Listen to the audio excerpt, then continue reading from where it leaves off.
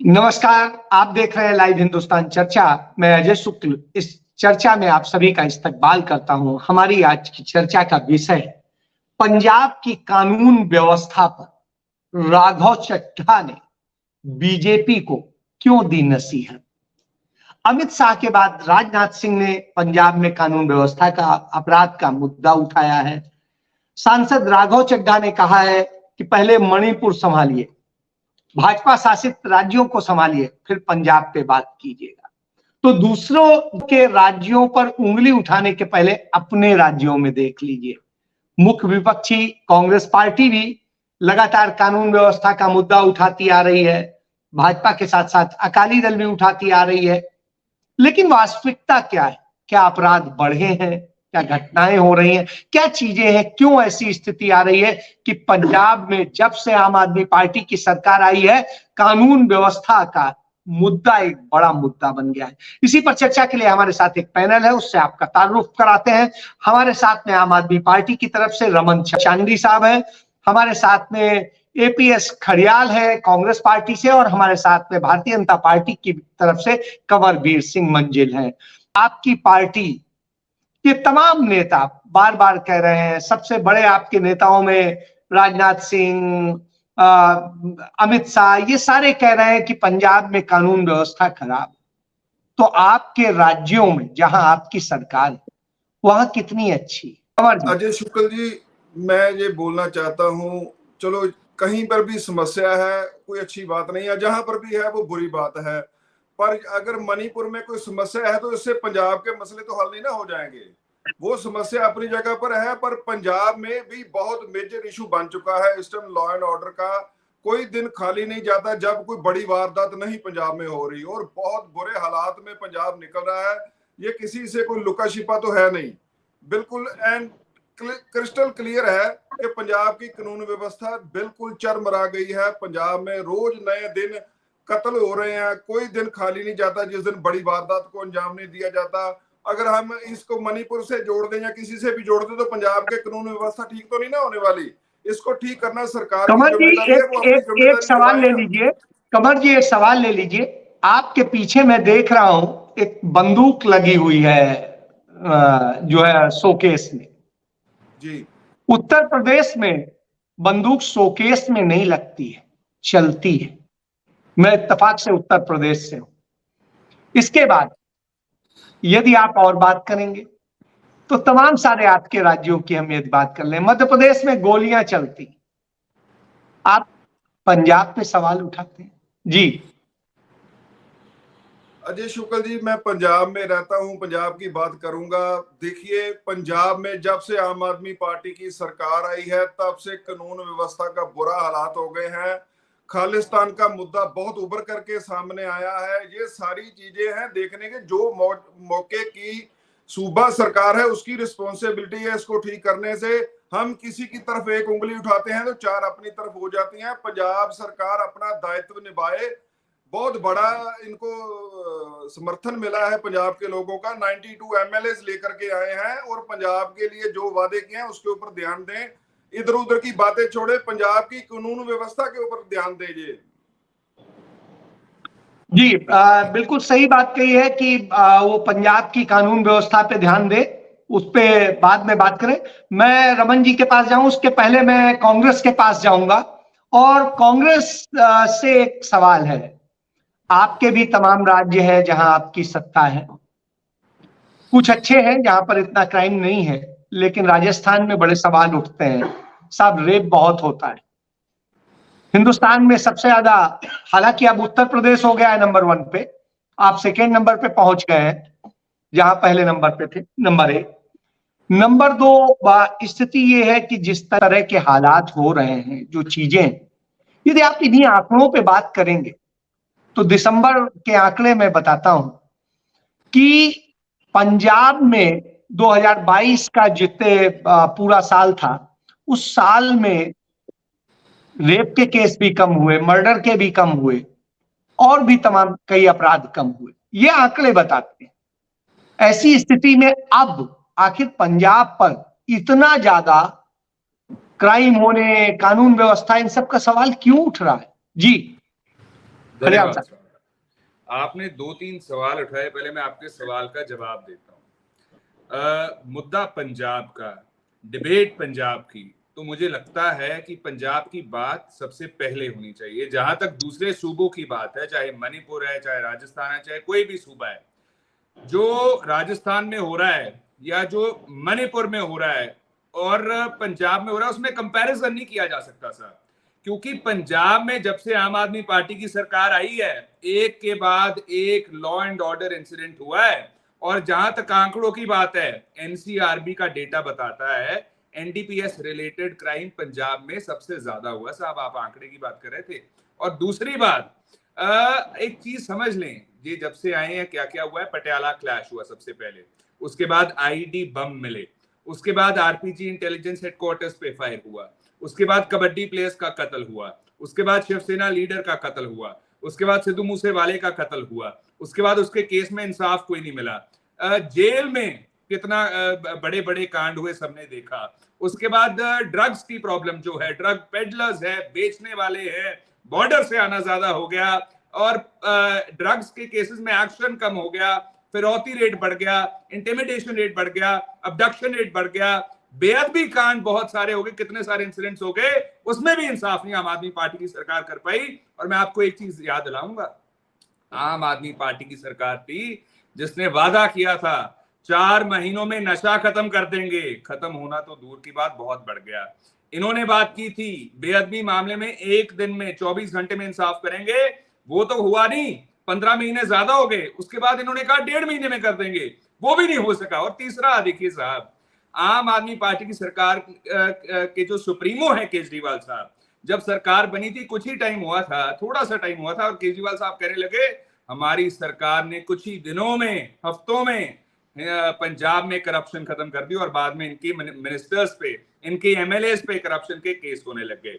सो पंजाब की जो स्थिति है वो सबसे ज्यादा अच्छी आप देख सकते हैं। इस एग्जांपल से आपको छवि पता लग जाएगी पंजाब के लॉ एंड ऑर्डर की, कि हमारे सीएम साहब वो बिजी हैं ममता बनर्जी को मिलने के लिए, शरद पवार जी को मिलने के लिए, वो ठाकरे साहब को मिलने के लिए, और उसकी वजह से गवर्नर साहब को 4 दफा बॉर्डर डिस्ट्रिक्ट्स में जाना पड़ा। नशा कितना आ रहा है, ड्रग्स कितने आ रहे हैं बॉर्डर के पार से, देखने के लिए, जायजा लेने के लिए, और उसके बाद एक्शन ऑर्डर करने के लिए। हमारी सरकार दिल्ली की लड़ाई को अपनी बनाने में इतनी व्यस्त हो जाती है कि पंजाब के मुद्दों को, पंजाब के लॉ एंड ऑर्डर को, पंजाब के सबसे बड़े इश्यूज को भुला करके और ही किसी डायरेक्शन में चलना आम आदमी पार्टी शुरू कर देती है, जो बहुत आपके एक नेता लुधियाना में मंड है, उनको धमकी दी है लॉरेंस बिश्नोई।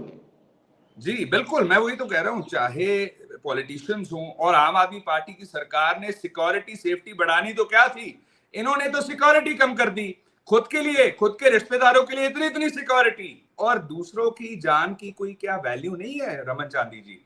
क्या दूसरों की जान से ज्यादा आपकी जान इंपॉर्टेंट है? तो मैं आम आदमी पार्टी को कहूंगा आर्टिकल 14 समझे, इक्वालिटी क्या होती है, बराबरी क्या होती है, जरा समझे, उसको पढ़े और उसके बाद इंप्लीमेंटेशन करें। जितनी आपकी जान जरूरी है उतनी सभी की जान जरूरी है। यहाँ पे ह्यूमन राइट वायलेशन हो रहे हैं, यहाँ पे खुलेआम शरेआम कत्ल हो रहे हैं, खुलेआम शरेआम मतलब रॉबरीज हो रही है, डकैतीज हो रही है, और आम आदमी पार्टी की सरकार जब बातें करती है तो करेगी। अब मणिपुर का देख लीजिए, कि मैं एक चीज स्पष्ट कर दूं, बीजेपी और आम आदमी पार्टी ये दोनों एक सिक्के के 2 पहलू हैं। जैसे आम आदमी पार्टी पंजाब में लॉ एंड ऑर्डर की व्यवस्था को लेकर फेल हुई है, भारतीय जनता पार्टी सेंटर में लॉ एंड ऑर्डर की व्यवस्था को लेकर के फेल हुई है। और आम आदमी पार्टी कह रही है देखो जी मणिपुर में क्या हो रहा है, बीजेपी उसे संभल नहीं रहा है। सही बात है, बीजेपी कह रही है कि पंजाब में देखो जी लॉ एंड ऑर्डर की क्या व्यवस्था है, संभल नहीं रहा है पंजाब में, वो भी सही बात है। तो चलिए जवाब ले लेते हैं, फिर आते हैं। फेल हो चुकी है पूरे तरीके से। जी मैं जवाब ले लेते हैं। रमन जी, जिस तरह की बात बताई, सारी बातें सामने हैं। कुछ आंकड़े आपको सपोर्ट करते हैं तो कुछ आंकड़े आपको विरोध में आ जाते हैं। निश्चित रूप से पंजाब में नशा बढ़ा है, नशे के कारण मरने वालों की संख्या बढ़ी, लेकिन यह भी सत्य है कि यहाँ हत्याएं कम हुई हैं, किडनैपिंग कम हुई है। इसमें कहीं जो आंकड़े बता रहे हैं, मैं वो आंकड़ों पे बात कर रहा हूं और वो आंकड़े अवेलेबल है। अगर रिपोर्ट कम होंगे तो आंकड़े कम ही आएंगे साहब। मैं इसीलिए कह रहा हूं, अब वो जवाब उनको दे लेने दीजिए प्लीज। तो ये इतनी सारी स्थितियां हैं, जब लॉ एंड ऑर्डर पे इतना सवाल उठता है, आपके यहाँ पिछले 1 साल से कार्यकारी डीजीपी है, क्यों नहीं आप परमानेंट डीजीपी लगाते हैं? क्यों नहीं आप वो करते हैं कि जिससे ये सारी चीजें काबू और सख्ती से निपटा जाए? यदि आपको लगता है मौजूदा डीजीपी काबिल है तो उन्हें ही लगाइए ना। लेकिन ऐसी स्थिति क्यों हो रही है और क्यों सवाल उठाने का आप मौका दे रहे हैं? जी रमन जी। जी धन्यवाद अजय जी। देखिए, दो बातें होती हैं, एक तो जो रियलिटी पिक्चर है उसको पेश करना, और एक पॉलिटिकली हमारी जो पॉलिटिकली टीआरपी जिसको नेतागण या पार्टीज उभारती हैं चैनलों पर आकर, मीडिया में जाकर, चाहे वो प्रिंट मीडिया हो चाहे इलेक्ट्रॉनिक मीडिया हो, कि ये सरकार जो मौजूदा रूलिंग पार्टी है ये कुछ नहीं हो रहा, वो कुछ नहीं हो रहा। इन दोनों को मैं समझाना चाहता हूं, जो एलिगेशन पिछले 15 महीनों से भगवंत मान की सरकार के ऊपर लगाए जा रहे हैं, सभी देखिए, सभी पार्टी जितनी भी ओपोजिशन है, कांग्रेस, अकाली दल और बीजेपी, तीन पार्टीज मेन ओपोजिशन है पंजाब की रूलिंग पार्टी के अगेंस्ट। तीनों का एक ही मत होता है। देखिए, मीडिया में अलग अलग चेहरे जरूर आ जाते हैं लेकिन लाइंस सभी की एक ही होती है, क्योंकि भगवंत मान की सरकार के खिलाफ इनको कुछ सॉलिड मिल ही नहीं रहा कि हम किस बना पर मौजूदा सरकार को घेरें। सबसे पहले तो मैं एक बात बताऊंगा आपको, कानून व्यवस्था पे बात हुई है रमन जी, कानून व्यवस्था पे बात हुई है, कानून व्यवस्था पे आ जाइए। आप भी यदि राजनीति करेंगे तब तो बात नहीं होगी ना। अजय जी, अगर कानून व्यवस्था इतनी खराब होती तो अभी जो जलंधर की बाई इलेक्शन होकर हटी है, क्या कोई भी प्रदेश हो, कोई भी स्टेट हो, लोग उस पार्टी को वोट कभी नहीं देते हैं जहां पर सरकार अपना लॉ एंड ऑर्डर मेंटेन नहीं कर पाती है। और जिन कांग्रेस के प्रवक्ता ने जिन जिन बात इंसिडेंट का नाम लिया है, मैं अभी इनसे ये पूछना चाहता हूं कि अकाली दल बीजेपी भी बैठी है, अभी बीजेपी वाकई अलग है अकाली दल से, लेकिन 10-25 साल साथ में रही है, जो लास्ट के 10 साल इन्होंने साथ में सरकार के चलाए हैं। 2012 में किलिंग हुई जसपाल सिंह की, उसके बाद बरगाड़ी कांड हुआ, बैबल कांड हुआ, रंजीत सिंह ढडरिया वाला का फायरिंग इंसिडेंट हुआ, नाभा जेल ब्रेक हुआ 2016 में, और टारगेट किलिंग हुई 2016 में, मॉड बम ब्लास्ट हुआ, उसके बाद कांग्रेस की सरकार आई, फगवाड़ा क्लैश हुआ, सुखा कालों का मर्डर हुआ, वो भी पुलिस की मौजूदगी में, और हुज ट्रेजेडी हुई 2020 में, अमृतसर ट्रेन इंसिडेंट हुआ, वायलेंट इंसिडेंट हुआ जो डेरा सच्चा सौदा के चीफ थे। तो इससे भी अलग और बड़े बड़े मुद्दे हैं। मैं ये इसीलिए गिना रहा हूं कि इन लोगों को सोचना चाहिए कि यूपी के कितने कद्दावर गैंगस्टर को यहां लाकर उनको वीआईपी ट्रीटमेंट दिया गया। ये सभी चीजें जो है, जब कोई पार्टी के ऊपर है, तो मैं यही कहना चाहूंगा कि बीजेपी को भी यही कहना चाहूंगा, एक लेटेस्ट ही जो आज की है, जो प्रगति मैदान में आज की वीडियो नेशनल चैनल पर दिखाई जा रही है, सिर्फ 22 सेकंड की है वो, कि कैसे एक कार को घेर कर लूटा गया, लेकिन बीजेपी मीडिया में आकर कहती है कि आम आदमी पार्टी की सरकार है, लेकिन शायद ये लोगों को ये बताना छोड़ देते हैं कि वहां पर पुलिस है जो वो केंद्र के अधीन है। सो इन बातों को सोचना चाहिए। मैं जरूर कहूंगा रमन जी, आपके यहाँ अंबेडकर जी की मूर्ति क्षतिग्रस्त की जा रही है जलंधर में, आपके यहाँ तमाम जेलों में नशा मिल रहा है, मोबाइल्स मिल रहे हैं, जेलों से धमकियां दी जा रही हैं, माफिया जिस तरह से धमकियां दे रहे हैं, सारी चीजें हो रही हैं, लगातार वो हो रहा है, ये जनता को भी दिखाई देता है। तो निश्चित रूप से यदि राजनीतिक दलों का कर्तव्य है कि वो इन मुद्दों को उठाएं, वो उठा रहे हैं। आप सरकार में, आपका काम है उसे रोकना, आप रोक क्यों नहीं पा रहे हैं? जी देखिए, मैं एक बात बोलूंगा अजय जी कि what is the difference between the ruling party and other parties. मैं एक बात कहना चाहता हूं कि जितने भी जेलों से मोबाइल पकड़े जाते हैं, बाकायदा मौजूदा रूलिंग पार्टी उनको मीडिया में लाकर बताती है कहां से क्या क्या पकड़ा गया। ऐसी बातें कभी भी किसी सरकार ने, पहले की सरकारों ने, चाहे वो अकाली भाजपा की थी चाहे कांग्रेस की थी, कभी किसी ने नहीं किया। क्योंकि जितना भी कन्विक्शन रेट है ये आने तो वाले सदैव लगातार बताया जाता था। और देखिए ऐसा नहीं है रमन जी, कभी भी ऐसे होता था तो बताया जाता था, प्रेस कॉन्फ्रेंस होती थी। पंजाब में देखिए, पंजाब में जरूर क्राइम रेट कम जरूर हुआ है। नशे की जो बात है, देखिए जो मौत आज किसी नौजवान की नशे के कारण हुई है, उसकी बेसिकली हमको समझना पड़ेगा कि 15 महीनों से अगर कोई नशा करने लग गया, अगर आम आदमी पार्टी की सरकार में कोई नशा करने लग गया तो उसकी मृत्यु 15 महीनों में नहीं होती है।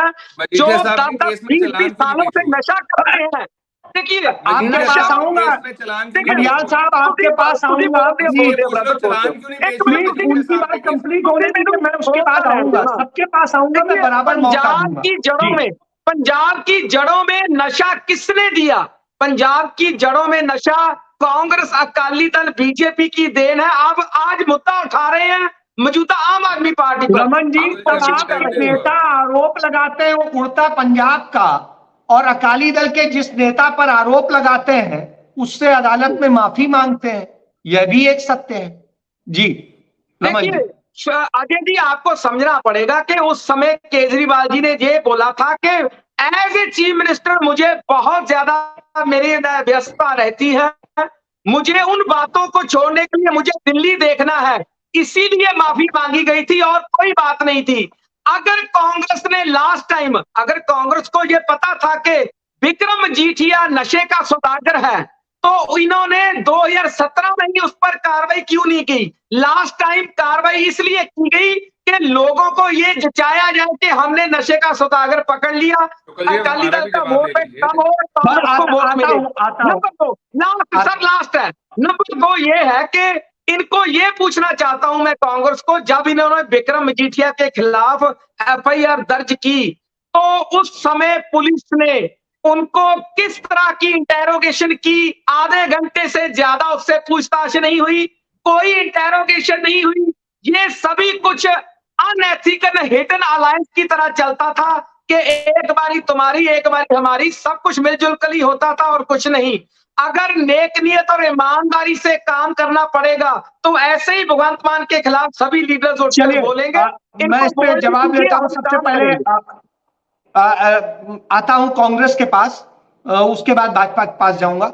मैं जिस तरीके से आरोप लगाए हैं, जिस तरीके से रमन जी कह रहे हैं, निश्चित रूप से आपकी सरकार ने आखिरी दिनों में मजीठिया को जेल भी भेजा। बाद में आम आदमी पार्टी की सरकार आने के दौरान जो एडवोकेट जनरल थे उन्होंने उनकी जमानत के लिए बिल्कुल ओके किया कि हाँ हो जाए, हमें कोई फर्क नहीं पड़ता है। तो लेकिन फिर भी कुछ भी जिम्मेदारी पंजाब सबकी है, चाहे आम आदमी पार्टी की सरकार हो, कांग्रेस की हो, भाजपा की हो, अकाली की हो। रीजन ये है कि पंजाब तो सबका है। तो जब पंजाब में नशा इस तरह से बढ़ रहा है, इसके पीछे वजह क्या आपको लगती है?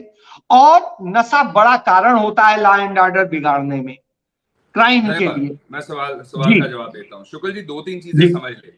पहले तो बहुत ही अनफॉर्चुनेट बात है, बड़ी प्रॉब्लम की बात है कि आम आदमी पार्टी क्या बात कर रही है, अपने टेन्योर की बात नहीं कर रही है। पहले क्या हुआ जी कांग्रेस के राज में, अकाली दल के राज में 5 साल 10 साल पहले, कि अगर वो इंसिडेंट गिनवाने से आज के इंसिडेंट्स का समाधान मिलता है, आज के लॉ एंड ऑर्डर की स्थिति बेटर होती है, तब तो आप बात कीजिए, वरना लोगों का टाइम बर्बाद करके कोई फायदा नहीं है। दूसरी बात साहब देखिए कि ये ना जस्टिफाई करने की कोशिश कर रहे थे कि आपके राज में ऐसा हुआ तो हमारे राज में होगा, तो क्या बड़ी बात है। तो मतलब ये जस्टिफिकेशन की जो पॉलिटिक्स है, व्हाट अबाउटरी की पॉलिटिक्स है, ये साहब ठीक नहीं है। चाहे भारतीय जनता पार्टी के राज में 10 इंसिडेंट हो गए, आपके राज में अगर 5 हो रहे हैं, 6 हो रहे हैं, 7 हो रहे हैं, 2 कम हो रहे हैं, 2 ज्यादा हो रहे हैं, डज नॉट मैटर। सरकार आपकी, लोकतंत्र हमारा, आपको जवाब देना पड़ेगा अगर आपके सूबे में, आपकी स्टेट में लॉ एंड ऑर्डर के इंसिडेंट्स हो रहे हैं और लॉ एंड ऑर्डर डिस्टेबलाइज हो रहा है, चरमरा आ रहा है। अब हम देख लें 2 चीजें साहब कि इन्होंने कुछ बातें कही, कहते केजरीवाल साहब सीएम हैं, सूबा भी चलाना है, दिल्ली को भी चलाना है। तो रमन जी जब इल्जाम लगा रहे थे तब भूल गए थे कि वो सीएम है, कि सूबा भी चलाना होता है, सब कुछ करना होता है, या बाद में ये रियलाइजेशन हुई? तो आम आदमी पार्टी थोड़ा तर्क के साथ बोले कि अगर आप इल्जाम लगा रहे हैं तो स्टैंड लीजिए, अगर आपको लगता है कि आप बिजी बहुत है, आप केस नहीं झेल सकते हैं, झूठ है या जो भी है, तो आप बयान ही क्यों दे रहे हैं? और अगर दे रहे हैं तो उसके बाद लिखती माफीनामे क्यों मांग रहे हैं? एक सेकंड खड़ियाल साहब, अब भटिंडा में ओवरडोज से नशे की 2 लड़कों की मौत हो गई, मोगा में 1 की हो गई। ये क्या मौतें ऐसे ही होती रहेंगी? क्या कांग्रेस मुख्य विपक्षी दल है, उसकी भी तो जिम्मेदारी बनती है कि वो इसको लेके मुद्दा बनाए और इस पे लड़े। भाजपा के नेता आकर के सवाल उठा रहे हैं, आप क्यों नहीं लड़ रहे हैं? जी गलत बात साहब। देखिए एक चीज समझ ले, हम पंजाब विधानसभा सेशन में, सड़कों पे, संसद में, डिबेट्स पे, प्रेस कॉन्फ्रेंस में और सब जगह पे अगर किसी ने सबसे ज्यादा लोगों की आवाज बुलंद की है वो कांग्रेस पार्टी है। और हम तो आम आदमी पार्टी को बार बार कहते रह गए, ऑल पार्टी मीट बुलाओ, पंजाब विधानसभा का सेशन लॉ एंड ऑर्डर पे रखो। ये बड़ी बड़ी बातें तो कर देते हैं, लेकिन जब काम करने की बारी आती है, काम करके आम आदमी पार्टी की सरकार राजी नहीं। और मैं इनको एक्सपोज करता हूं। अब यहाँ पे ये कह रहे हैं कि हमने नशे की स्थिति पे नकेल डाली, हमने उसको बहुत बेहतर कर दिया है। मैं रमन जी से एक सवाल पूछता हूँ, ये नोट कर लें, इस चीज का जवाब शुक्ल जी आप लीजिएगा याद से। आम आदमी पार्टी की सरकार ने मिस्टर मजीठिया के केस में अभी तक चालान क्यों नहीं दायर किया? इस चीज का जवाब क्या है? टाइम लिमिट भी क्रॉस कर गए हैं, जो टाइम लिमिट होती है 180 दिन की, उसके बावजूद चालान पेश नहीं कर सके। इस चीज का क्या जवाब है? दूसरी बात, मिस्टर मजीठिया हमारे राज में अंदर गए थे, जब तक हमारी सरकार थी बेल नहीं होने दी हमने। आम आदमी पार्टी की सरकार आती है, मिस्टर मजीठिया साहब की बेल भी हो जाती है। और तीसरी बात, ये वो सरकार है जिसने स्टैंड लेके इल्जाम लगा लगा के माफिया मांगी है, तो ये चीज धुल नहीं सकती आपसे। दूसरी चीज, आपने डीजीपी का सवाल किया था शुक्ल साहब, बहुत जरूरी सवाल था, और मैं रमन जी से दूसरा सवाल पूछता हूं। पहला सवाल है चालान क्यों नहीं पेश किया मजीठिया साहब के केस में, दूसरा सवाल है कि सेंटर के बार बार मांगने के बावजूद आपने पैनल की जो रिकमेंडेशन होती है कि डीजीपी कौन होगा, आपसे बार बार मांगा गया, पैनल की रिपोर्ट मांगी गई, आपने पैनल भेजा क्यों नहीं? इस चीज का आम आदमी पार्टी जवाब दे, पैनल ना भेजने का कारण क्या है बार बार मांगने के बावजूद। तीसरी बात साहब कि अमृतसर में, गुरु की नगरी में, 1 नहीं 2 नहीं 3 सीरियल ब्लास्ट होते हैं। और आम आदमी पार्टी की सरकार अगर थोड़ी भी संजीदा होती ना, तो साहब एक के बाद दूसरा इंसिडेंट उसी एरिया के आसपास ना होता।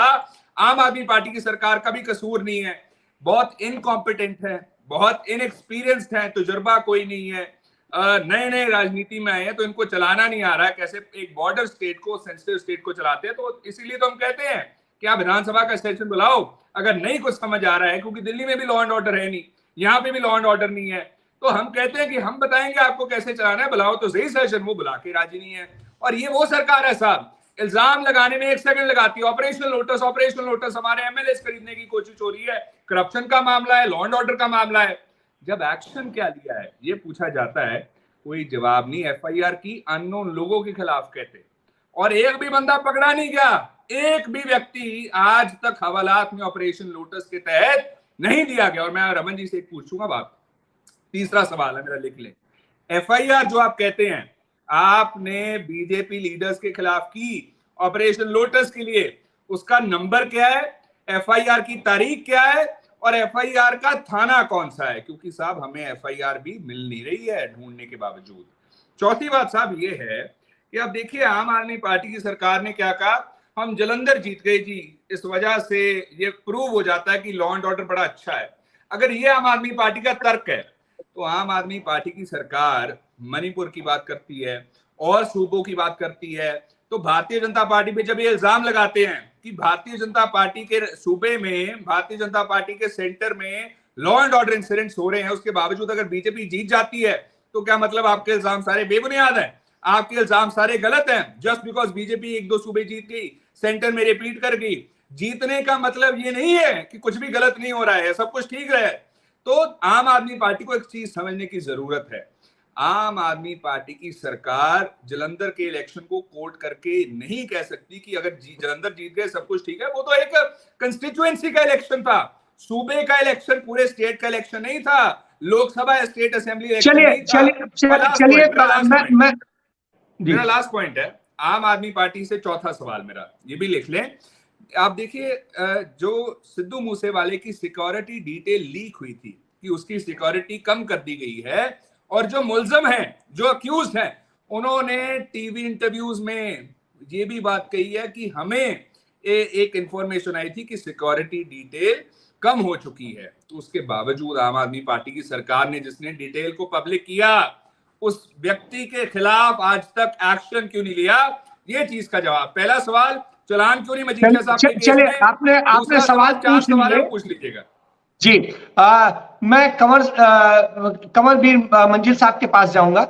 मंजिल साहब, जिस तरीके से कुछ घटनाओं की बात यदि करते हैं कि अबोहर में एक बुजुर्ग की हत्या करके उसकी ट्रैक्टर ट्राली लूट ली गई, मोगा में ज्वेलर्स की दुकान को वो कर लिया गया, सारी चीजें, ये सारे के बाद आपकी पार्टी आरोप लगाती है, क्या आपकी पार्टी, जो आपके गृह मंत्री यह बात कहते हैं जब कि लॉ एंड ऑर्डर खराब है, उन्होंने क्या इसको लेकर के एक भी, कहा जाता है गृह मंत्रालय को संज्ञान लेने का अधिकार है कानूनन, उन्होंने क्या कोई चिट्ठी भेजी, या सिर्फ सियासी कारणों से यह होता है कि शोर मचाते हैं कि कानून व्यवस्था खराब है? जी अजय शुक्ल जी, मैं आपको एक बात बता दूं, माननीय श्री गृह मंत्री जी ने कम से कम 10 चिट्ठियां मुख्यमंत्री जी को लिखी जब अमृतपाल का मुद्दा बहुत गरमाया हुआ था।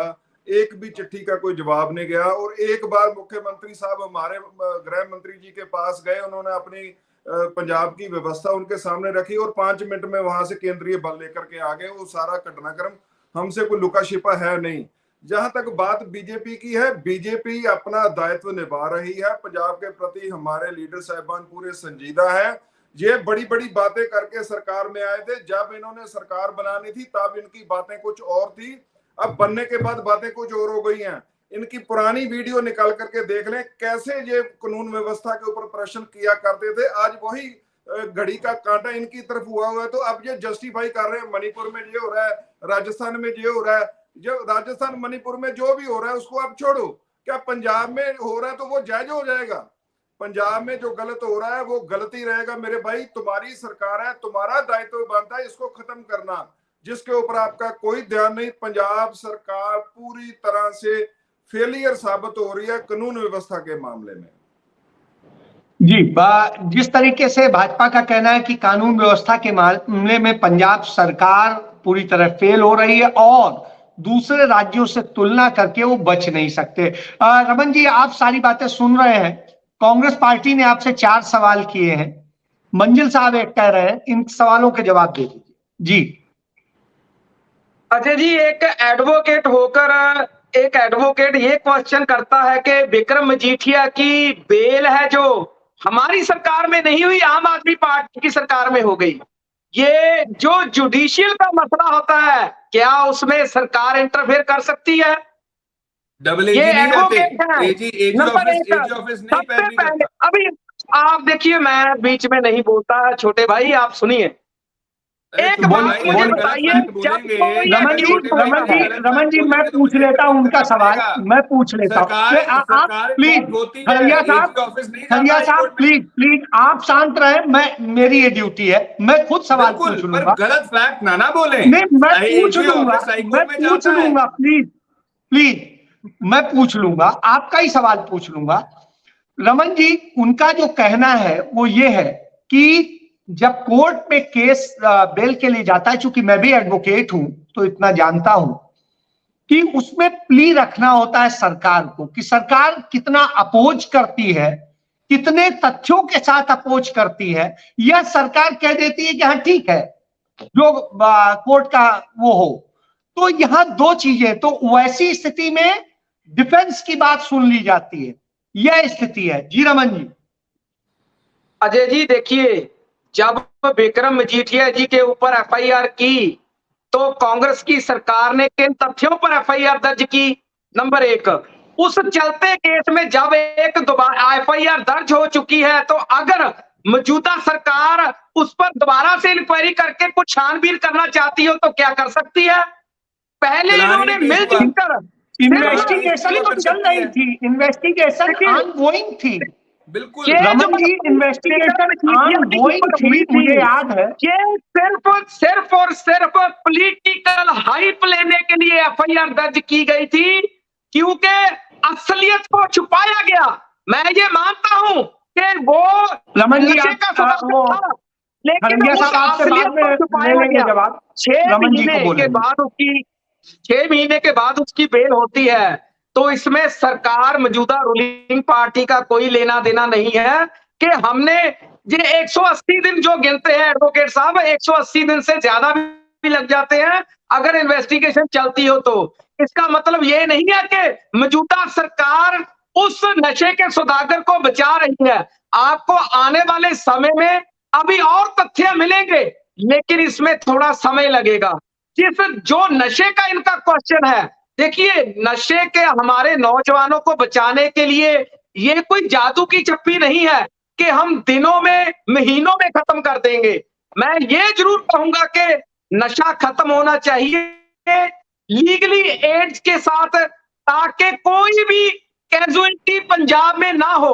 उन नौजवानों को बचाना भी है, उनको नशे का सुधार, लेकिन बावजूद नशे से इसके छुड़ाना बढ़ भी रहा है। है रमन जी, आपकी इस बात के कहने के बावजूद मैं समझता हूं कि सरकार बहुत शिद्दत से प्रयास कर रही है, लेकिन फिर भी बढ़ रहा है।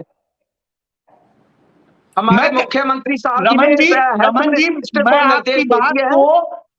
रमन जी, मैं आपकी बात से सहमत हूं कि आपकी सरकार शिद्दत से प्रयास कर रही है, लेकिन बावजूद इसके आंकड़े बढ़ रहे हैं, मरने वालों के आंकड़े बढ़ रहे हैं नशे से, ये क्यों हो रहा है?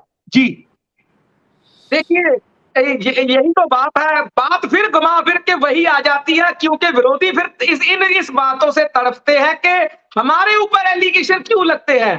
देखिए, अगर किसी फैमिली में कोई बच्चा नशा करता है, तो उसको नशे से छुड़ाने के लिए अकेला माँ बाप नहीं, उसका भाई बहन, रिश्तेदार, बंधु, सभी को कोशिश करनी पड़ती है कि उस नशे को कहां से कैसे छुड़ाया जाए। सबसे पहले तो देखिए, उसको जो हम नशा छुड़ाऊ केंद्र अभी बना रहे हैं, उन सभी नशा छुड़ाऊ केंद्र में जो कांग्रेस ने गोली चलाई थी, एक उसका नाम था शायद एडनॉक है या कुछ और है, मेरे नाम नहीं मेरे ध्यान से आ रहा। एक नशा छुड़ाने के लिए दूसरा नशा लगा दिया। लाइनें कितनी लंबी। अगर आज ही सरकार एकदम से बंद कर देगी तो कैजुअलिटी बढ़ जाएगी पंजाब में। सो बड़ी शिद्दत के साथ आने वाले समय में आपको 6 महीने में पंजाब में लगेगा कि पंजाब सरकार ने अपना जो स्टेप है बढ़ा दिया है। उन्होंने 4 सवाल किए थे कांग्रेस। ऑपरेशन लोटस की एफआईआर का नंबर, तारीख और थाना। देखो, तुसी ऑपरेशन लोटस ਦਾ ਨੰਬਰ ਮੇਰੇ ਤੋਂ ਮੰਗਦੇ ਹੋ, ਤੁਹਾਨੂੰ ਵਿਧਾਨ ਸਭਾ ਦੇ ਵਿੱਚ ਤੁਹਾਡੇ ਐਲਓਪੀ ਸਾਹਿਬ ਨੂੰ ਜਵਾਬ ਦੇ ਦਿੱਤਾ ਗਿਆ। ਤੁਸੀਂ, ਮੈਂ ਛੋਟੇ ਬੰਦੇ ਤੋਂ ਤੁਸੀਂ ਮੰਗ ਰਹੇ ਹੋ, ਤੁਹਾਡੇ ਵੱਡੇ ਲੀਡਰ ਸਾਹਿਬ ਨੂੰ ਦੇ ਦਿੱਤਾ ਗਿਆ ਉਹਦਾ ਜਵਾਬ। ਇਸ ਕਰਕੇ ਤੁਹਾਨੂੰ ਸੈਟੀਸਫਾਈ ਹੋਣਾ ਚਾਹੀਦਾ ਉਹਦੇ ਵਿੱਚ। ਕੀ ਕਹ ਰਹੇ? ਕੀ ਜਵਾਬ ਹੈ? चलिए छोड़िए। तीसरा सवाल, सेंटर के मांगने के बावजूद पैनल क्यों नहीं भेजा डीजीपी के लिए? चलिए अभी जवाब दे दीजिए रमन जी, इसका तो जवाब आपके पास है। पंजाबी च जवाब देना। ਇਹ ਜਿਹੜੀਆਂ ਪੋਲੀਟੀਕਲ ਗੱਲਾਂ ਹੁੰਦੀਆਂ ਨੇ ਨਾ, ਜਿਸ ਤਰ੍ਹਾਂ ਕੇਂਦਰ ਦੀ ਸਰਕਾਰ ਮੌਜੂਦਾ ਆਮ ਆਦਮੀ ਪਾਰਟੀ ਨੂੰ ਹਰ ਪਾਸਿਓਂ ਘੇਰਨ ਲੱਗੀ ਹੋਈ ਹੈ, ਕਿਉਂਕਿ ਪੈਨਲ ਜ਼ਰੂਰ ਮੰਗ ਲੈਂਦੀ ਹੈ, ਲੇਕਿਨ ਜਦੋਂ ਪੈਨਲ ਉਹਨਾਂ ਕੋਲ ਜਾਂਦਾ ਤਾਂ ਉਹ ਕਹਿੰਦੇ ਵੀ ਇਹ ਸਾਡੇ ਕਹਿਣ ਦੇ ਅਨੁਸਾਰ ਨਹੀਂ ਲੱਗਣਾ, ਸਾਡਾ ਬੰਦਾ ਨਹੀਂ ਹੈ, ਕੋਈ ਹੋਰ ਭੇਜੋ। ਸੋ ਇਸ ਕਰਕੇ ਪੈਨਲ ਭੇਜੇ ਵੀ ਜਾਂਦੇ ਨੇ, ਲੇਕਿਨ ਇਹ ਤੁਸੀਂ ਬੀਜੇਪੀ ਤੋਂ ਪੁੱਛਿਆ ਕਿ ਉਥੋਂ ਪੈਨਲ ਵਾਪਸ ਕਿਉਂ ਆ ਜਾਂਦੇ ਨੇ, ਕਿਉਂ ਮੋੜ ਦਿੰਦੇ ਨੇ? ਕਦੇ ਬੀਜੇਪੀ ਨੂੰ ਤੁਸੀਂ ਪੁੱਛਿਆ ਇਹਦਾ ਮਤਲਬ ਬੀਜੇਪੀ ਜੋ ਚਾਹੇ, ਕਿਉਂਕਿ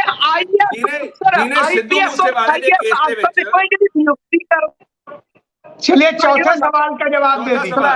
चौथा सवाल, सिद्धू मूसेवाले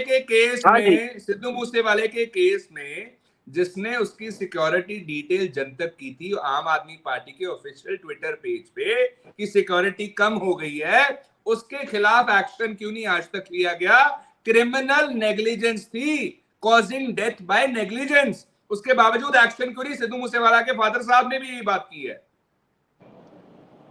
खड़ियाल रमन जी, ਤੁਸੀਂ ਐਡਵੋਕੇਟ ਹੋ, ਇੱਕ ਕਿਸ ਤਰ੍ਹਾਂ ਕਹਿ ਸਕਦੇ ਹੋ ਕਿ ਜੇਕਰ ਉਹ ਸਿਕਿਉਰਿਟੀ ਲੀਕ ਦਾ ਮਸਲਾ ਹੋਇਆ ਉਸ ਦੇ ਸਬੰਧ ਦੇ ਵਿੱਚ ਸਿੱਧੂ ਮੂਸੇਵਾਲੇ ਦਾ ਕਤਲ ਹੋਇਆ। ਤੁਸੀਂ ਇਸ ਚੀਜ਼ ਨੂੰ ਦਾਅਵੇ ਨਾਲ ਕਹਿੰਦੇ ਹੋ ਕਿ ਇੱਕ ਹੋਰ ਮਿਸਟੇਕ ਕਰਕੇ ਹੀ ਉਸ ਦਾ ਕਤਲ ਹੋਇਆ। ਕੀ ਉਹਨਾਂ ਦੀਆਂ ਪਹਿਲਾਂ ਤੋਂ ਹੀ ਜੋ ਕੁਝ ਕੋਸ਼ਿਸ਼ਾਂ ਚੱਲਦੀਆਂ ਸੀ, ਜੋ ਕੁਝ ਇੰਟਰੋਗੇਸ਼ਨ ਚ ਨਿਕਲ ਕੇ ਆਇਆ, ਤਾਂ ਉਹਨਾਂ ਚੀਜ਼ਾਂ ਵੀ ਤੁਹਾਨੂੰ ਸਾਰਾ ਕੁਝ ਸਮਝ ਲੈਣਾ ਚਾਹੀਦਾ। ਇਹ ਮੁੱਦਾ ਬਹੁਤ ਵੱਡਾ ਸੀ, ਇਹ ਮੁੱਦਾ ਬਹੁਤ ਵੱਡਾ ਸੀ। सिक्योरिटी डिटेल लीक करना ऑफेंस नहीं है। चलिए चीजें होती है ਜਿਹੜੀਆਂ मैं नहीं कह सकता कि सिक्योरिटी डिटेल को जनता करना ऐसी होती है जो मैं यहाँ पे नहीं बोल सकता। चलिए आप ये जवाब दीजिए कि उसके पिता कुछ वक्त की पाबंदी है, इसलिए सबसे छोटी छोटी बात कर लेते हैं कि निश्चित रूप से सिक्योरिटी का जो सब्जेक्ट होता है वो गोपनीय होता है। उसको जिस तरीके से किसी ने भी किया हो, वो यदि एक्सपोज किया गया तो गलत था, निश्चित रूप से गलत था। इसके बाद में मैं आता हूं कि जिस तरीके के सारी बातें हैं, मैं कंवर जी से यदि कुछ कहना चाहें कि जल्दी से, लेकिन कि आपके नेता इस तरह से सिर्फ क्या राजनीति के लिए आरोप लगाते हैं? अरे यदि कुछ है तो आपने इसका क्या सार्थक वो दिया है? जी कंवर जी। शुक्ल जी, मैं अजय शुक्ल जी एक बात बोलना चाहूंगा। छोटी सी अभी मेरे भाई बहस कर रहे थे बड़े अच्छे लेवल पे। एक क्रिमिनल जेल के अंदर से लाइव इंटरव्यू दे रहा है, वो डिक्लेयर कर रहा है कि सिद्धू मूसेवाले की हमने अखबार में पढ़ा कि उसकी सिक्योरिटी विड्रॉल कर ली गई है, हमें मौका मिल गया, हमने उसका कांड कर दिया। अरे मेरे भाई, कैसे बच सकते हो आप इन चीजों से? दूसरी बात, ये नशे के ऊपर बड़ी बड़ी बातें करें। किस बंदे ने इनका गुट पकड़ के रखा हो गया? आप एक्शन मत लो। 1.5 साल हो गया आपकी सरकार आई हुई, कितने आपने बड़े जो नशे के तस्कर हैं कितने को जेल में भेजा है? भाई कोई जेल में नहीं गया। आपको किसने रोक रखा है? आप एक्शन लो। आप दूसरों के बारे में बात कर रहे हो, ये नहीं किया वो नहीं किया, तुम्हें किसने? चलिए मैं उनसे पूछ लेता हूँ, एक्शन क्यों नहीं लिया? कांग्रेस यदि कुछ कहना चाहे तो फिर मैं फाइनल कमेंट लूं और उसके बाद जी। देखिए, आम आदमी पार्टी इस डिबेट में झूठ बोल रही है या कांग्रेस पार्टी, वो एक चीज से आप उस चीज का इन्फ्रेंस ड्रॉ कर सकते हैं, आप अनुमान लगा सकते हैं। आम आदमी पार्टी की सरकार ने ये तक कह दिया था कि सिद्धू मूसेवाले के केस में अब्रॉड हमने एक मुलजिम को डिटेन कर लिया है, प्रेस कॉन्फ्रेंस भी कर दी थी। बाद में पता लगा ऐसा कुछ सच है ही नहीं। और अगर रमन चांदी जी कहे ना कि वो सच है, तो कहाँ है वो डिटेन्ड मुलजिम? लेके क्यों नहीं आए? कोई कार्रवाई हुई? कोई रिकॉर्ड है? और अगर ये इन्फॉर्मेशन आए भी तो पहले फॉरेन मिनिस्ट्री के पास आएगी, आपके पास नहीं आएगी। तो सेंटर ने, फॉरेन मिनिस्ट्री ने तो कुछ कहा नहीं, आम आदमी पार्टी ने झूठ बोलना शुरू कर दिया। तो इनकी वो कहते हैं ना भाजपा तो करने नहीं देती है ना। मैं कहता हूँ नहीं करने देती है। रमन चांदी जी यहाँ पे कहें कि आज भी डिटेन्ड है, ये कह दें जब इनकी बारी आएगी दूसरी बार। देखिए, आईबी रिपोर्ट के बावजूद जो कहती थी उसकी जान को खतरा है सिद्धू मूसेवाले की को, उसके बावजूद इन्होंने सिक्योरिटी कम की। और सिक्योरिटी कम करना ऑफेंस है, मैं बार बार दोहरा रहा हूं, आईपीसी के under causing death by negligence और क्रिमिनल नेग्लिजेंस के तहत 120 में उनको भी इस एफआईआर में इन्वॉल्व करना चाहिए जिन्होंने जनतक किया।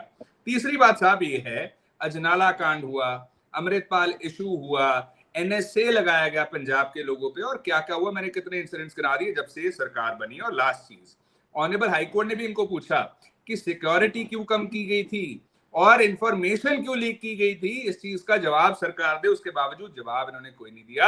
और मैंने चार सवाल पूछे, उनमें से भी जवाब इनसे कोई चलिए फाइनल, चूंकि अब समय की बहुत सीमा है।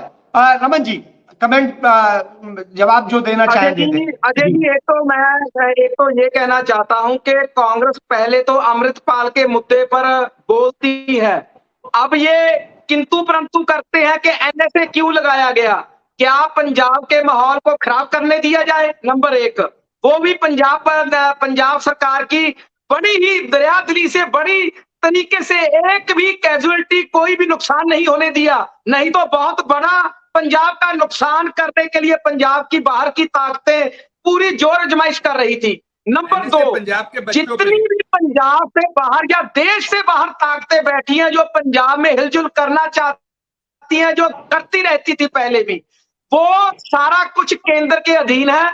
जितनी बार भी मुख्यमंत्री जी केंद्र के पास गए हैं, अगर डिटेन नहीं हुआ था वहां पे, तो केंद्र की सरकार को, फॉरेन मिनिस्ट्री को बयान देना चाहिए था कि मुख्यमंत्री रमन जी ने बड़ी बात कही है कि जो स्थितियां थी, विदेश में बैठी ताकतें जिस तरीके से पंजाब में खलल पैदा कर रही थी, केंद्र को इस पर कार्रवाई करनी चाहिए थी।